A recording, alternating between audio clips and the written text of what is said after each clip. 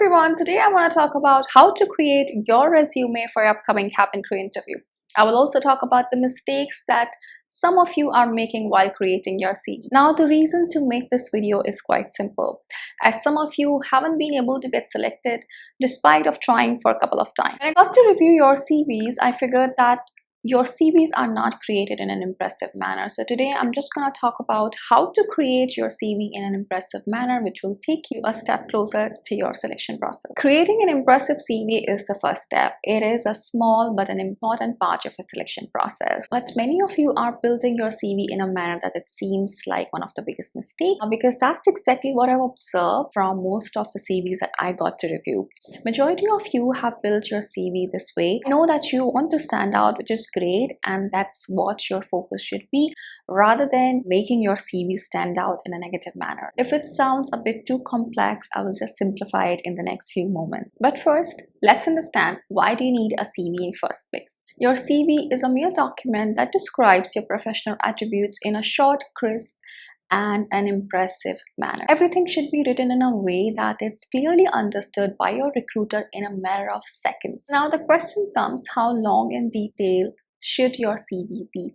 Well, it need not to be long. Say for example, if you're applying for a position like a VP or SVP, it's obvious that your CV is gonna be long and detailed, as it will include all kind of work experience, which might be up to 10 to 20 years. But this is not the case with you guys. Some of you are college graduates, some of you have got work experience of 1 to 3 years at max, and some of you are not even college graduates. But you're making your CV seem larger than life. Making your CV unnecessarily long for almost 2 to 3 pages is not gonna make it impressive. You need to understand that your recruiter can't dedicate 20 to 30 minutes going through each CV. How much time do you think your recruiter has for each CV? Not even a minute, it's hardly a few seconds. So if your CV is too long, it's not clear, and you have elaborated way too much, chances are your recruiter is not even gonna make an effort going through your CV. So you need to make sure that your CV is short, crisp, and to the point. Now let's understand what all should you mention in your CV. So starting from your name and some basic information like your contact details. So starting from your phone number and your email address. You need to make sure that your email address does not consist of words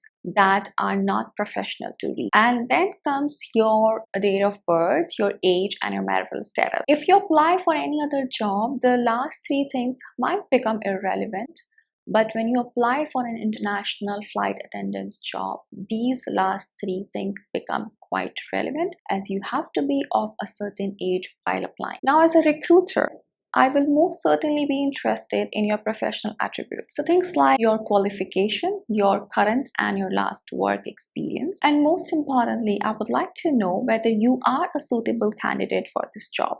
So your qualities or strengths that best describe you and how they can be of any use in your next role as a flight attendant. If you're currently employed, or if you have had any work experience, you begin by mentioning that current and last work experience. If you have more work experience which you would like to mention, you may do so, but it has to be relevant to the job that you have applied for. If you have more work experience that you would like to mention, you may do so, but don't just keep writing for the sake of filling the page. It also needs to be relevant to the current job that you have applied for. So if you would like to elaborate your current work experience, you may do so by writing 1 or 2 sentences. Now, say for example, you're working as a customer support executive. It's self-explanatory. You may add a sentence or 2 to describe it, but some of you are making it 15 sentences long. It need not to be that long. Then you may write about your academic qualifications. So if you are a graduate, then you mention your last degree, and that's more than enough.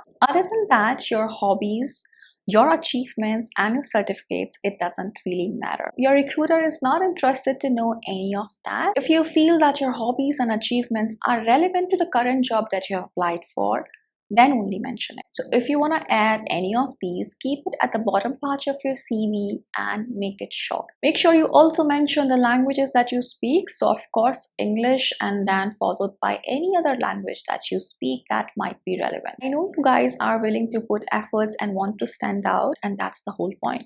You should put most of your efforts in doing that work on yourself. When you go for a walk-in interview, your CV is only going to represent you for a brief moment. But when you go for a walk-in interview, it seems that you represent your CV and not the other way around. So do change that. You may write whatever you want to, but the question is, are you able to portray any of that during your interview? And that's what matters. In the end, your personality, your communication skills, your confidence, your interpersonal skills will get you the job and not a 3-page long CV. I know YouTube is flooded with tips on cabin crew interview, and some of them might be suggesting the opposite, but this is my advice, and I say that from my decade-long experience in aviation. Keep your CV short, crisp, and to the point, and you do the talking for yourself rather than your CV does all the talking for you and you stay quiet during your interview. Please remember, impressive CV doesn't need to be 2 to 3 pages long. If you have any further questions, you may post them in the comments below and I will try my best to answer them,